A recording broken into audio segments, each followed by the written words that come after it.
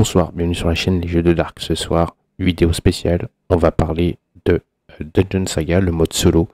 Je vous en avais dit et je vous en avais fait part que je continuais sur Dungeon Saga. Et bien ce soir, on va parler de ce mode solo, que ce soit qui a été créé donc par Mantic, par un créateur, je vais vous en parler, et de mon mode solo à moi. Donc on va voir ces trois modes solo là, et vous ferez un choix de votre mode solo que vous voulez. Allez, c'est parti. Donc déjà on va parler du mode solo sur le compagnon de l'aventurier, donc de Dungeon Saga, qui a été créé par Mantic. Donc c'est ça, c'est une extension qu'il fallait prendre pour Dungeon Saga si vous voulez jouer en mode solo. Car à la base dans le jeu, on joue pas en mode solo, mais ils ont créé une extension. Et donc cette extension était le compagnon de l'aventurier, qui rajoutait énormément de cartes, exclusivement des cartes. Et ce gros bouquin, donc qui reprend un peu toutes les règles du jeu. Il y a le mode solo dedans, et aussi on pouvait créer donc ses personnages, et donc aussi pour créer soi-même ses propres aventures. Donc le compagnon de l'aventure, hop, on tombe sur la page donc du mode solo. Nous, c'est ça qui nous intéresse ce soir, et donc c'est ça que je vais vous parler. Donc, dans ce mode solo, il faut savoir que quand on joue tout seul, donc il y a un IA, donc c'est le maître invisible. Donc on joue avec un deck de cartes. Sachez que quand vous jouez en coop, donc avec 4 personnes, vous allez dire oui mais on n'a pas besoin de mode solo. Bah, vous pouvez, si vous voulez qu'il y ait une personne qui joue pas le maître donc du jeu, et que personne ne veut jouer le maître du jeu, et ben vous pouvez prendre les cartes du mode solo pour représenter le maître donjon, et donc vous jouez chacun un héros. Donc les cartes serviront d'IA pour savoir ce que va faire donc le maître donjon. Donc il y a un deck de cartes exprès adapté à ce jeu. Je vais vous les sortir, je vais vous les montrer. Donc la mise en place, c'est pas compliqué, hein. Il y a juste ce deck de cartes à sortir. Et on dit comment on doit jouer une partie en mode solo. Donc je vais vous expliquer pas à pas donc les règles pour ce mode solo ici. Et après on verra les miennes, mes règles à moi, et celui qui a créé les règles en premier avant moi. Donc lui il s'appelle, hop, il est là.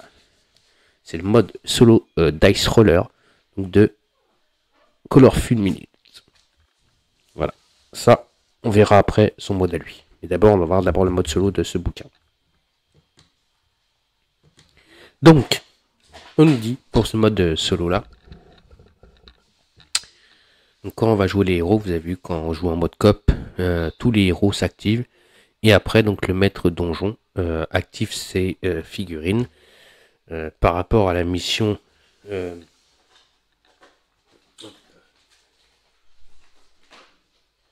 Si on prend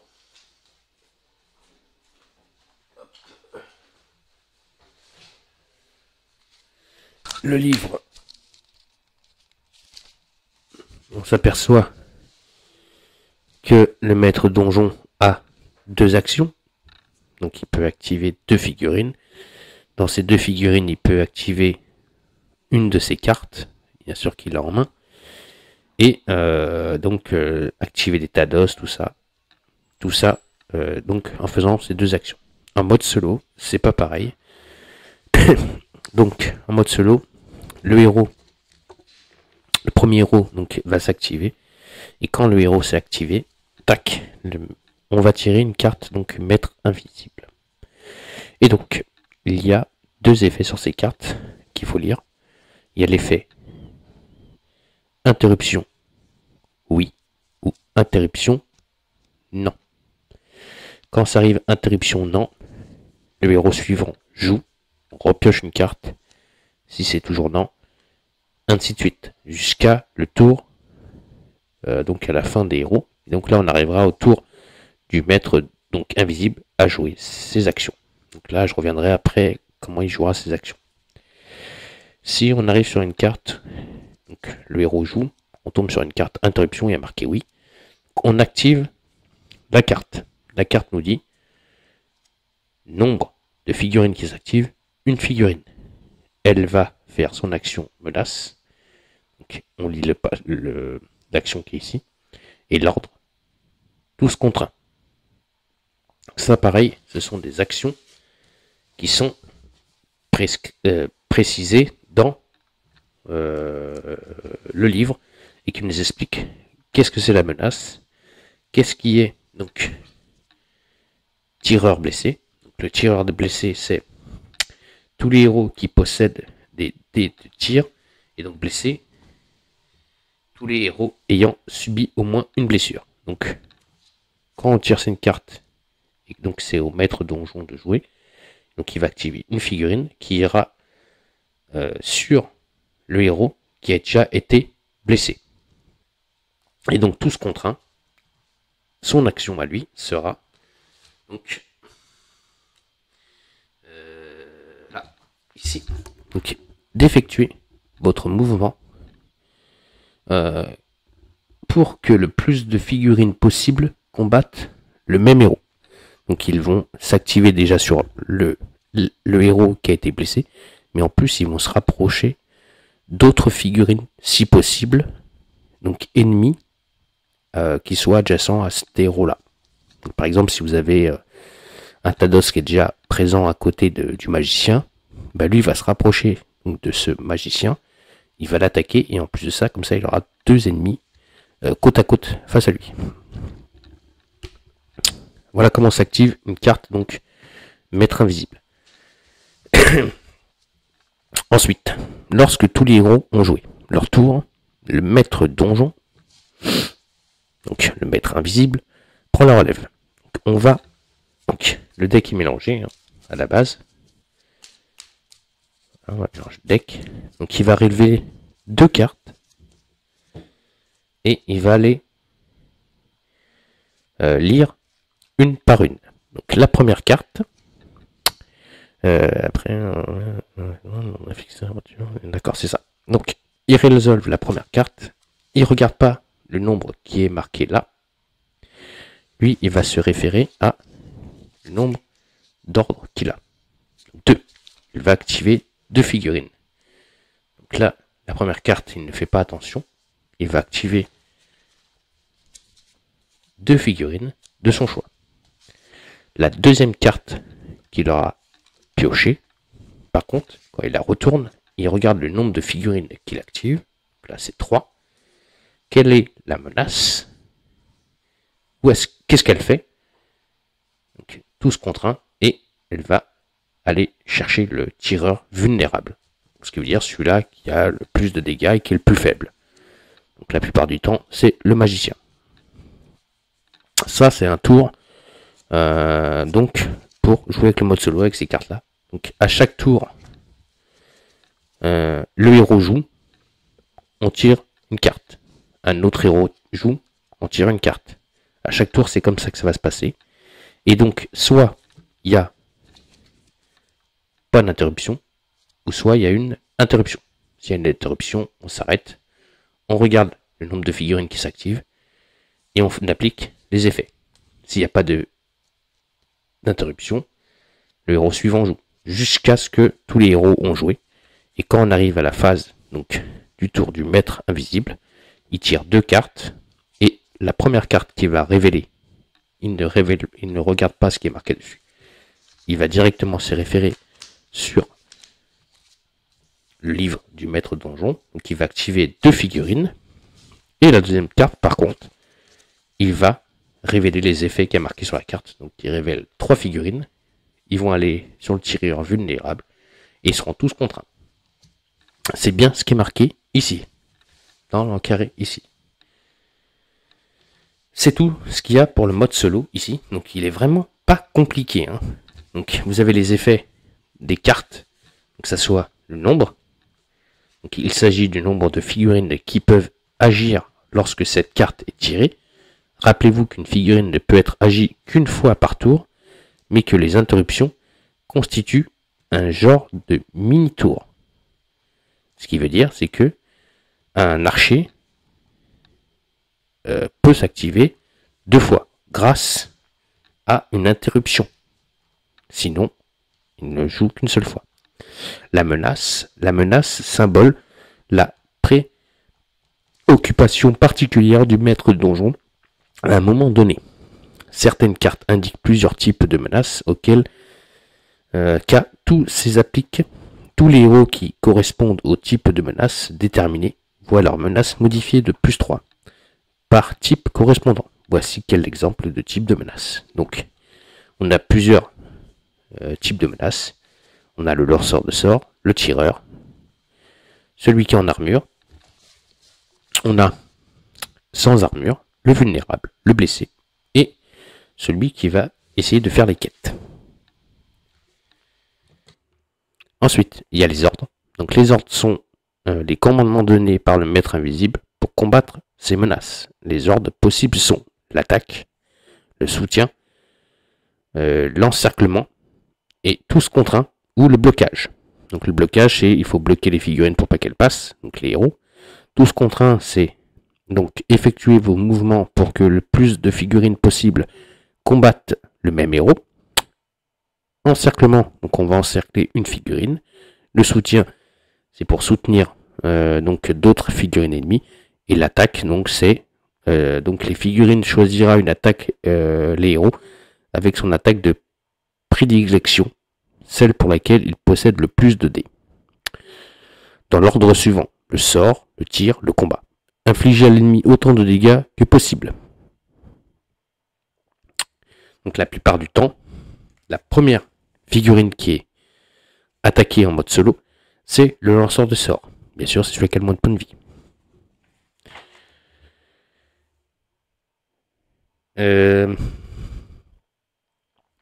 Donc ça nous explique la particularité de la cible à chaque fois. Donc c'est souvent on parle de celui qui est le sorcier.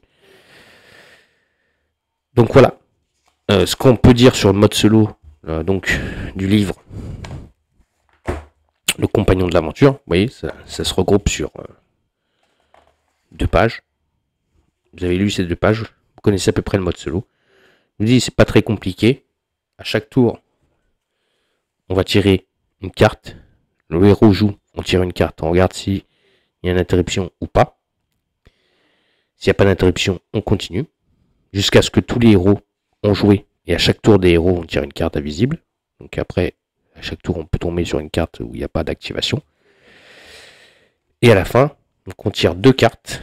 La première, on n'applique pas les effets de la carte, mais on regarde ce qui est marqué sur le bouquin. Donc on a 2 actions.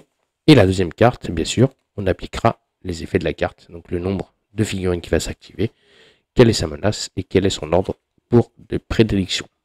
Voilà ce que je peux dire sur le mode solo qu'il y a sur le Compagnon de l'aventure. Donc le Compagnon de l'aventure vous donnez un deck conséquent de cartes comme ça. Et quand vous achetez toutes les extensions, ou voici surtout les extensions du jeu Dungeon Saga, à chaque fois on vous donnait des cartes, vous voyez, pour ajouter du plus dans le jeu. Ce qui veut dire, je vous donne un exemple,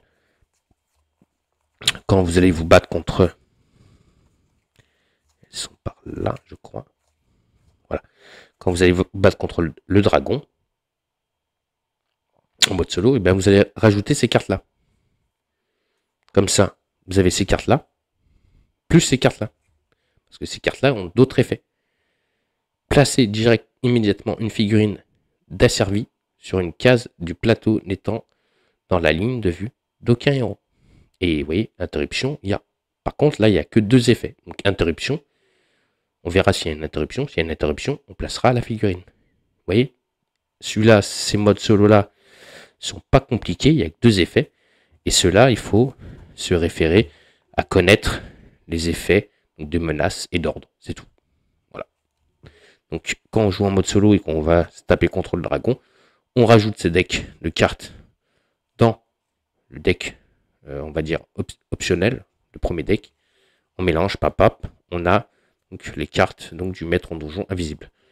Et quand on joue avec d'autres extensions, et ben on a d'autres decks de cartes qu'on les mélange toujours avec le deck de départ qui est celui-là. Comme ça, on peut jouer avec les extensions, avec d'autres cartes maître invisible, mais avec des effets différents. Donc, maintenant, si je vous parle du mode solo qui a été fait par Dice Roller, donc notre ami Colorfiminus. Donc lui, il avait créé ce mode solo là. Donc c'était de l'écriture sur de l'écriture. Donc au départ, j'avais pris ça et j'arrivais pas à le lire. J'ai téléchargé un autre truc. C'est celui-là. Voilà, qui est encore un peu mieux. Donc on avait la phase du mode solo, la mise en place, les tours des héros. Donc le round commence par le tour des héros. Chaque héros peut effectuer un mouvement et ou une action. Donc il expliquait les règles en fait. Et donc il nous disait en phase B, entre chaque activation de héros, déterminer s'il y a une interruption. Donc c'est par rapport aux cartes maître donjon invisible. On nous disait après,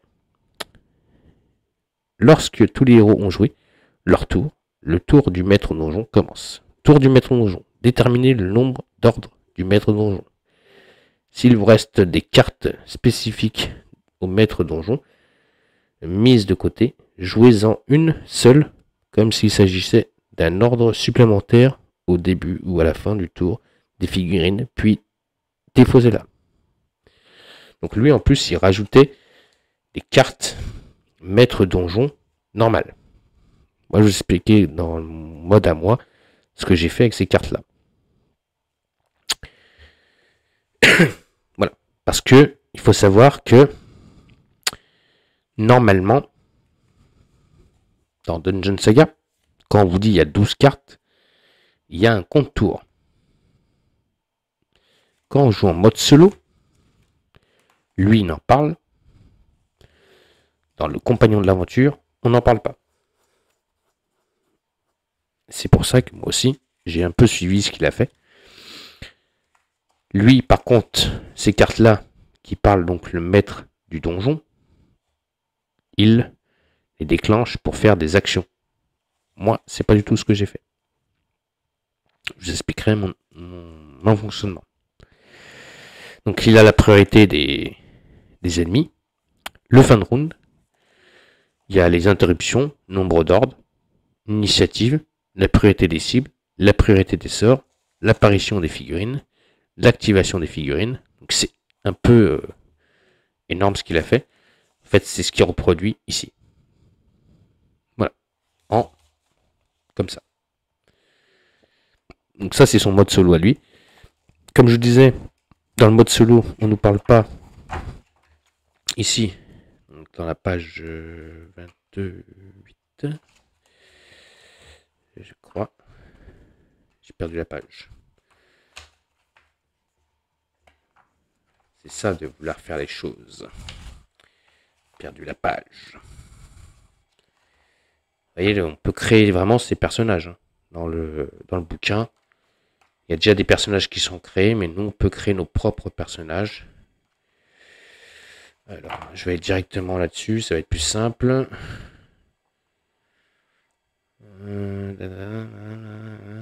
Mode solo, page 80. Voilà, ça c'est plus simple. Hop là. Donc, si on revient sur le mode solo du livre,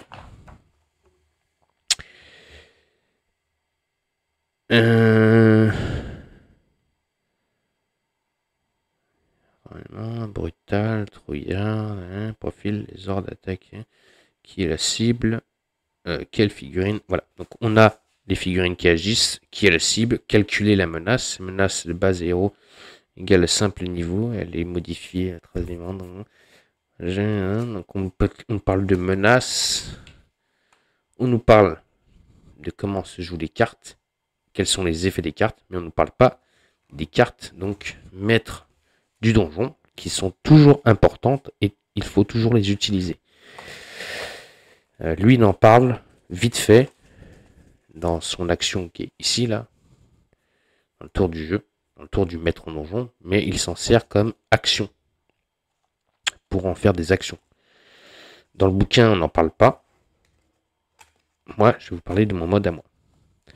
Donc, on refait un petit récapitulatif, que ça soit lui, Coffin Neuronos, excusez-moi pour la prononciation, ou le compagnon de l'aventure. Tous les deux ont le même système. À chaque tour du héros, on pioche une carte. Le héros joue, on pioche une carte, on regarde s'il y a une interruption ou pas. S'il y a une interruption, on applique les effets de la carte directement. S'il n'y a pas d'interruption, on défausse la carte, le héros suivant joue. Quand le héros il a joué, on repioche une carte, on regarde s'il y a une interruption ou pas. S'il n'y a pas d'interruption, on défausse la carte, le héros suivant joue. Le héros joue, paf, on pioche, il n'y a pas d'interruption, hop, on défausse, on joue. Le héros suivant, le dernier héros joue, tac, on regarde, il n'y a pas d'interruption, ok. Donc on défausse la carte. Et là, donc c'est au tour du maître donjon. Le maître donjon tire 2 cartes. La première, je vous ai dit, on se réfère directement à le nombre d'ordres qu'il a. Donc il va faire ces 2 actions. Donc il va activer 2 figurines. Donc là, c'est pas pareil. Hein. Il va activer ces 2 figurines. Dans ces 2 figurines qu'il va activer, il peut faire une réanimation d'état d'os ou activer une figurine. Et la deuxième, il la retourne. Il active encore 3 figurines. Et il fait ce qu'on appelle les actions qui est marquées ici. Menace et horde. Voilà. Donc, les cartes maîtres du donjon, qui ne sont pas parlées là, et qui ne sont pas parlées dans le compagnon de l'aventure, moi j'en parle dans mon mode solo à moi, que j'ai créé. Alors, je me suis fait plusieurs aides, plusieurs petites pages. Donc, alors moi, qu'est-ce que j'ai modifié dans mon mode solo? Il y a toujours les cartes. Par contre, il y a aussi les cartes maître donjon normal. Alors, dans mon mode à moi, ces cartes-là, quand on fait la mise en place, par exemple, on nous dit il nous faut 12 cartes du maître donjon. Donc 1, 2, 3, 7, 8, 9, 10, 11, 12. Je prends mes 12 cartes. Je prends mon deck maître donjon. Bien sûr, je retire les cartes, pour l'instant, qui sont neutres. Tous celles-là, pour l'instant, je les retire, ils ne me servent pas. Et je prends juste ce deck-là. Quand je fais ma mise en place, c'est comme ça. Quand je fais ma première action, donc mon premier héros va s'activer.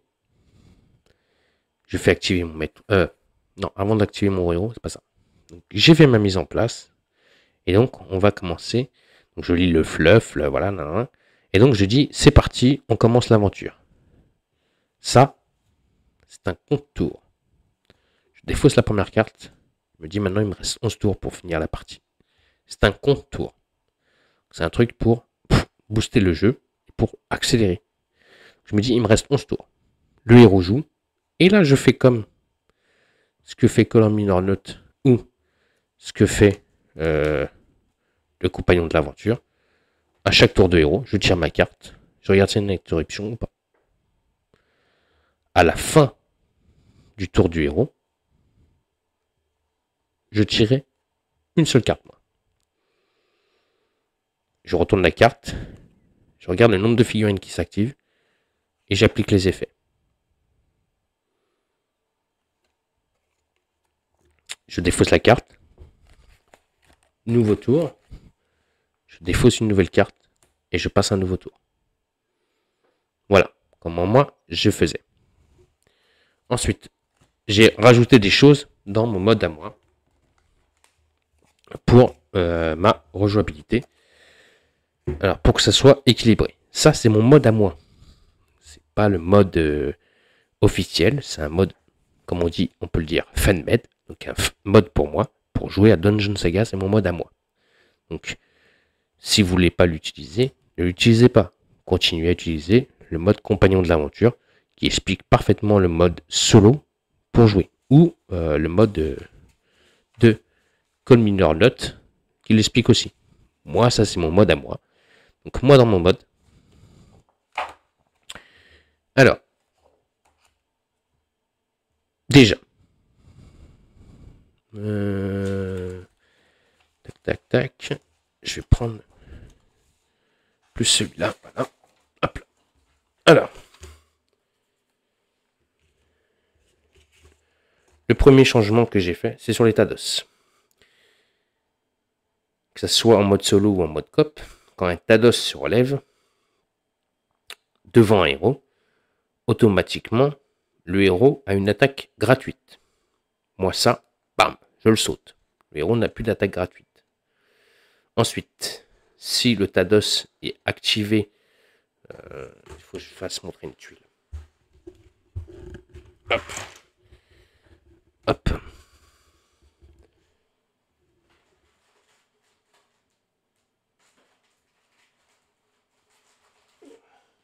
Voilà, ça c'est bon, si je prends ça. Donc, je vais prendre 2 Tados. Donc, par exemple, hop, on va rapprocher tout ça pour expliquer mon mode à moi. Donc là, il y a un Tados. Là, je réanime le Tados. Ici. C'est une action normale. Pour l'instant, je le réanime. Je fais juste réanimation. Il se relève. Normalement, il y a attaque gratuite. Je ne la fais plus, cette attaque gratuite. Voilà. Pour pouvoir l'avoir, l'attaque, il le fera quand ça sera son tour. Maintenant, ici, il y a un Tados. C'est un autre exemple. Et là, c'est au maître donjon de jouer. Il se dit, tiens, je vais aussi réanimer un Tados ici. Lui qui est ici, normalement, un Tados qui se relève, il n'a plus d'action. Le Tados est relevé, boum, terminé, on n'en parle plus. Mais pour moi, c'est pas normal, c'est pas logique. Donc dans mon mode à moi, il se relève et il peut faire son action de déplacement. Il peut faire 1, 2, 3, 4, venir au contact du barbare et lui faire son jet d'attaque.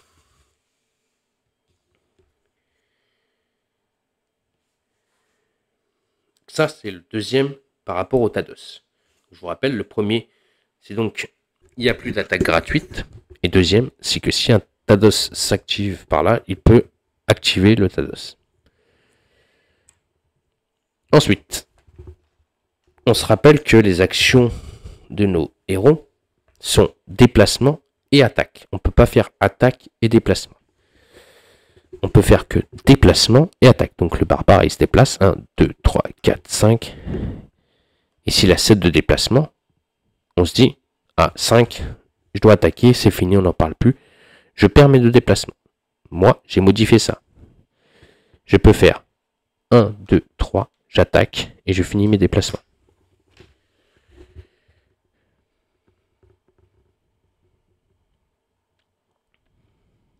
Ce qui est un peu logique. Ou sinon, il peut attaquer une figurine adjacente.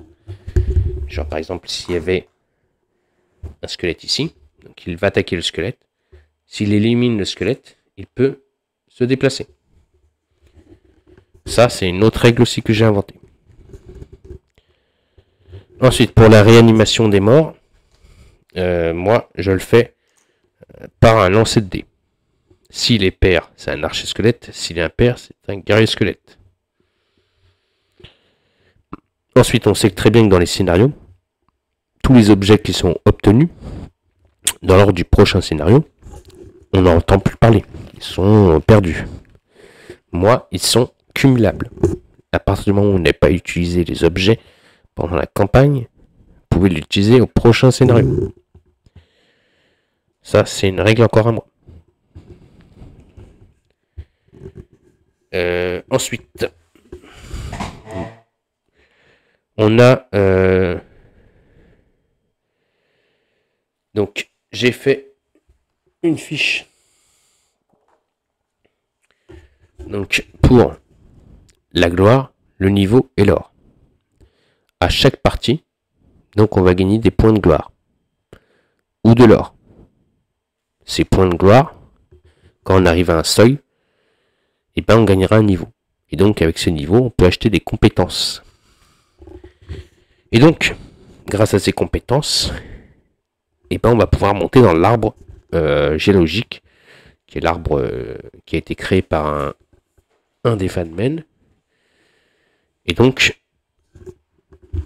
on pourra choisir une de ces compétences pour améliorer notre héros. Ensuite, j'ai créé des lieux, des nouveaux lieux. On pourra aller dans des lieux pour essayer de acheter des compétences, des équipements, des armements. Mais il n'y a pas que ça. J'ai créé aussi le repos. Le repos, c'est en fait entre chaque aventure, les héros se font un petit campement et se font un petit repos pour se reposer, se soigner de leurs points de dégâts qu'ils ont eu pour faire plus gameplay. Car on sait que bon, même si au prochain scénario ils reviennent plein pot, et bon, moi j'ai préféré qu'ils se reposent dans un camp et se soignent. Donc moi je me suis créé une petite pochette pour mon mode solo à moi. Hop. Donc là-dedans, bon, on retrouve ma campagne, le retour de la Bianchi. Encore mes règles à moi pour le mode solo que je me suis fait. Vous voyez, avec donc les explications vraiment de mon mode solo. Donc voilà, donc là au départ ça c'était la première que j'avais créée. Donc voici une variante solo pour le jeu de Dungeon Saga. Il y a quelques modifications de règles et un setup particulier. Rien de très compliqué. Tout d'abord, il faudra imprimer les cartes qui remplacent celles du maître invisible. Le plus compliqué pour certains sera de concevoir le dé 6 faces avec le symbole.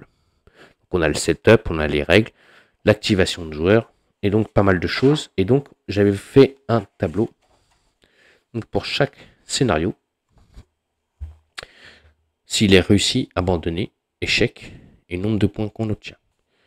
Donc c'est des points de gloire et à la fin donc, on améliore pour avoir des points d'expérience. Ensuite, dans mon mode à moi, dans mon mode solo, quand un héros tombe en combat, la partie est terminée. Moi, c'est pas le cas. Dans mon mode solo à moi, le héros qui tombe au combat, un héros peut essayer de finir l'aventure. Bien sûr, avec lui, il va emmener le héros donc dans le camp.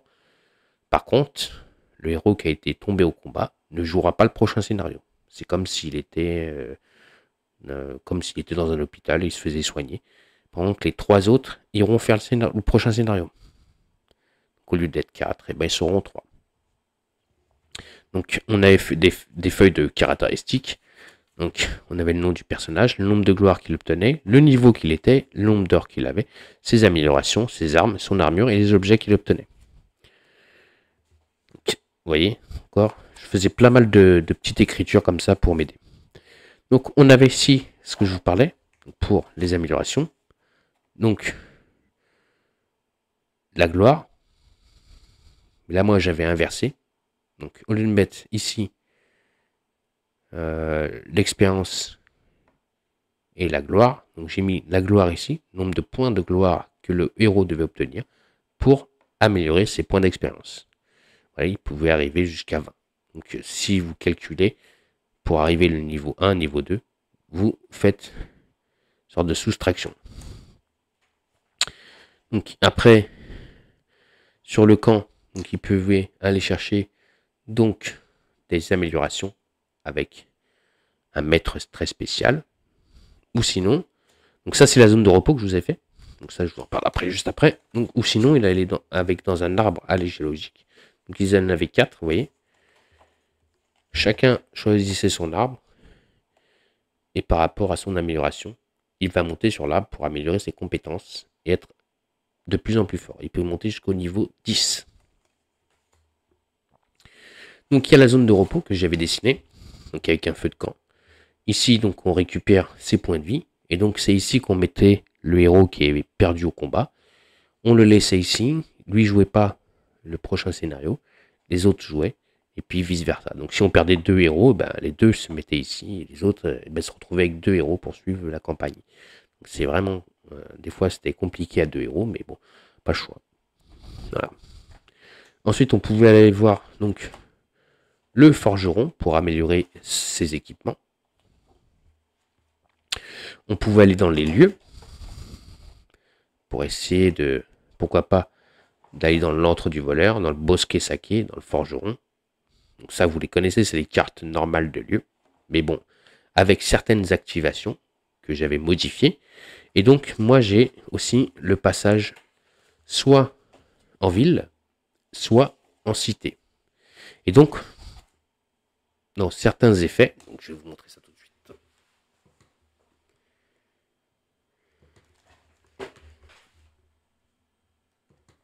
Donc, on rencontrait un marchand. Donc, on plaçait des tonneaux au hasard.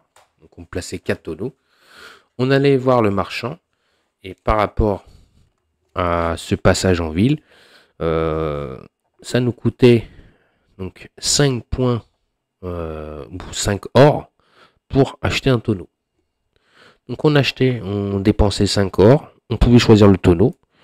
Et donc quand on retournait le tonneau, on lisait l'effet spéciaux qui étaient dessus. Donc on pouvait rencontrer un mercenaire, on pouvait acheter un mercenaire, on pouvait voir Hudson le maître, on pouvait Edric le marchand, donc avec certains effets aussi, pareil, vous voyez. Vous pouvez avoir des potions de guérison, nanana. Donc voilà. On nous proposait aussi, sinon, bah là, on ouvrait le tonneau, on n'avait pas de chance, on trouvait rien. Et donc, bien sûr, il y en a d'autres. Donc, vous voyez, en rejouabilité, il y a de quoi faire. Voilà ce qu'on pouvait faire, soit en cité, soit en ville. Ça, c'est à la phase de repos. Donc, on pouvait soit aller au camp, soit aller dans une ville ou dans une cité pour essayer d'acheter des équipements pour être améliorés, qu'on améliorait nos compétences, nos points d'expérience, nos armements. On pouvait acheter d'autres armes pour être beaucoup plus fort, ou on allait voir un marchand spécial qui nous offrait des tonneaux. Donc on avait d'autres cartes lieux, je vais vous les montrer, que j'ai créé aussi. Donc avant de parler des cartes lieux, je vous rappelle, je vous avais dit qu'on pouvait aller voir le marchand pour améliorer ses armements. Donc il fallait imprimer des cartes. Ça a été fait par un fan-made. Donc je les ai imprimées. Donc ça, c'est si vous voulez aller voir le forgeron. Vous pouvez améliorer vos équipements.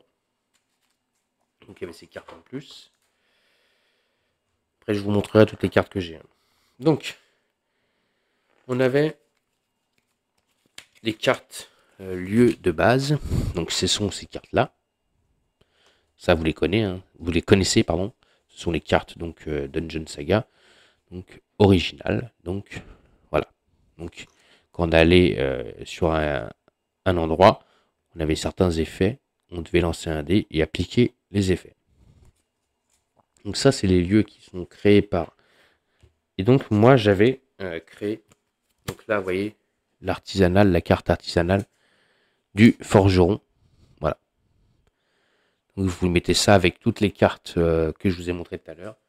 Et vous pouvez aller voir donc le forgeron. Donc moi, sur les cartes lieux que j'ai créées, donc, alors, elles sont un peu spécifiques et un peu spéciales, car elles vous donnaient soit un nouveau jour, soit un coffre égaré. En fait, c'est ce qui se passait. Je vous explique tout de suite.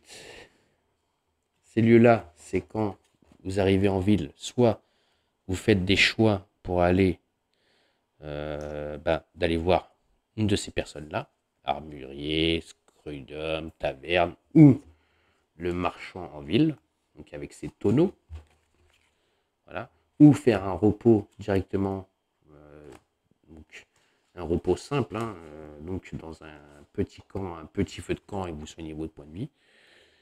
Mais si vous faites un repos simple dans un feu de camp, vous ne bougez pas, donc il ne se passe rien. Maintenant, si vous voulez aller voir le marchand ou aller en ville ou n'importe qui, vous allez devoir choisir une carte lieu.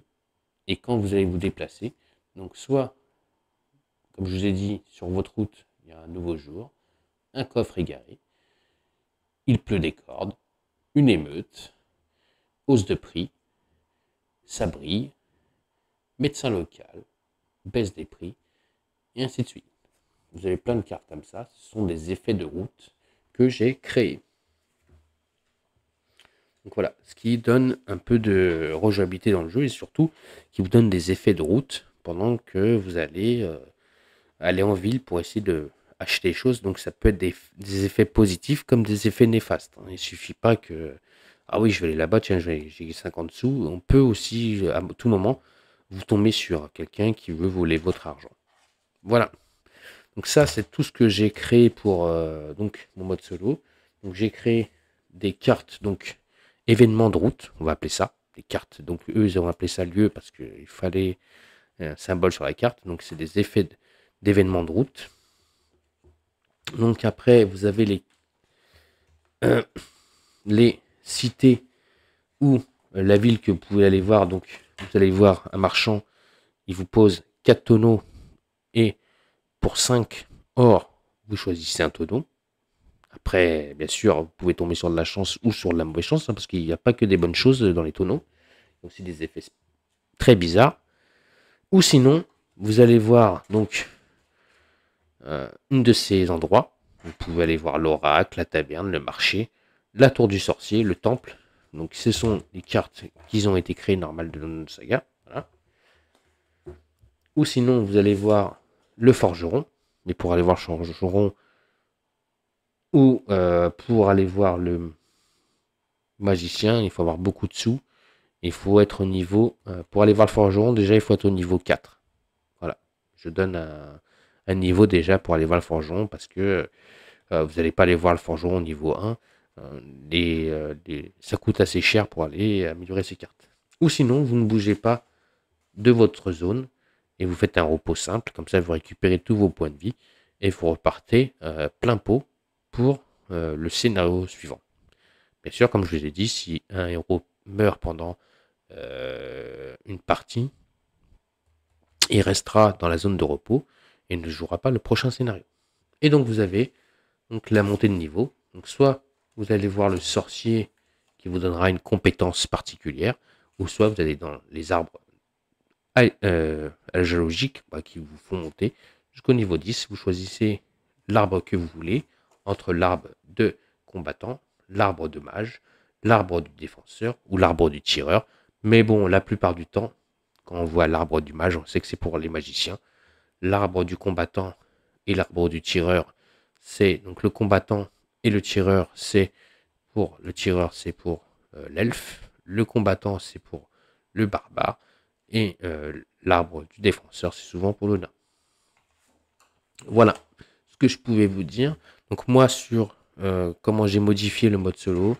Donc j'ai juste rajouté donc les cartes maître du donjon pour comme contour. Sinon, encore une fois, je vous explique le mode solo. Ce sont des cartes, donc hop, j'ai dû mettre. Alors, je sais pas pourquoi ma vidéo s'est mise en pause. Donc, comme je disais, donc moi, j'ai juste rajouté donc les cartes maître donjon pour comme contour pour le mode solo. Je vous parlais aussi donc que j'ai créé des cartes pièges, donc champ de force, éboulement, centrifugeuse et fausse alerte. Ça, ce sont d'autres pièges. Donc j'en ai créé plein. Ça, c'est quand vous allez tomber dans les donjons et vous allez tomber sur des pièges. Et donc, je cherche les cartes pour vous faire un briefing de fin. Hop. Je vais vous trouver ça tout de suite. Et elles sont là. Pas besoin d'aller chercher loin.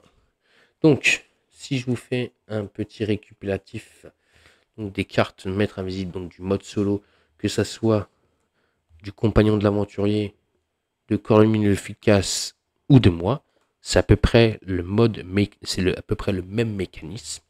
Donc, on a à chaque tour de héros, on tire une carte maître invisible. S'il n'y a pas d'interruption, le héros suivant joue. S'il y a une interruption, on applique l'effet qui a marqué sur la carte. Donc, combien de figurines s'activent, la menace et l'ordre. Qu'est-ce qu'elle fait? Ensuite, quand tous les héros ont joué, c'est au tour du maître donjon, donc le maître invisible. Dans le compagnon de l'aventure et dans Corne de Filcas, il tire 2 cartes. La première, il regarde par rapport au livre de campagne combien de figurines ils activent, donc la plupart du temps c'est 2. Et la deuxième, par contre, ils appliquent tous les effets de la carte. Moi, je trouve que ça fait énormément beaucoup. Parce que si on active 2 figurines et qu'on tombe sur une carte comme ça, il faut activer encore 3 figurines, donc ça fait 5 figurines.